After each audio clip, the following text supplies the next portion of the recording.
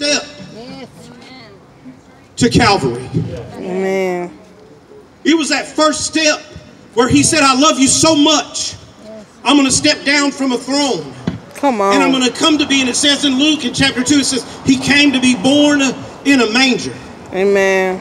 Do you understand? He came and he stepped out and he came to a place that most people would have seen as lowly. Come on. As nothing.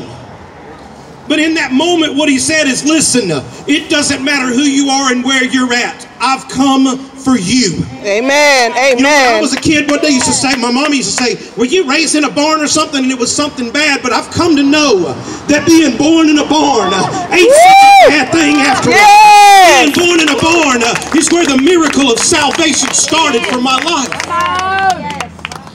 What a great thing. What a great story. Why am I excited? Because Jesus came to be born in a barn. He knew that I would need him, his life, for me to have salvation. And it didn't matter what I had done. And that's what we want to get out into everything. Everybody that's sitting here, all of these people are around. We want them to understand that my Jesus said, I don't care where you've been. Amen. If you make your bed in hell, I am there with you.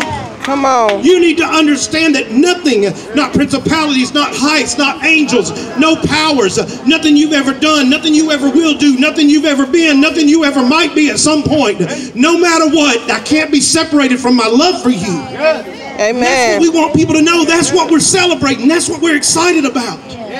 What an awesome God that would step down from a throne to walk this earth to give his life. Thank I'm you, so Lord. excited about Thank what you, he's Lord. doing. So let me share you some things from my notes. As Pastor used to say, he'd say at church, that's sermon number 1. But I want to talk about a couple of things with you. Listen, he's our Savior.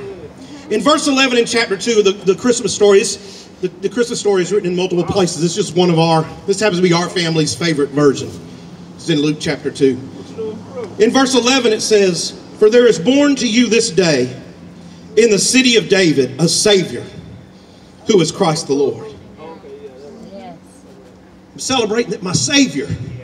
This is the time when we remember my Savior, who is Christ the Lord, came.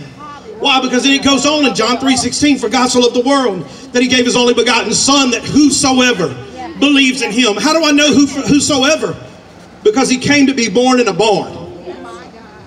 He came to be born with the animals. You know what? Sometimes when we get out in the world, we might act a little bit like animals, and some people want to treat us like animals. But my God came to be born right around the animals and say, it doesn't matter how low you get, I'll get right there with you and take you home if you'll just accept me.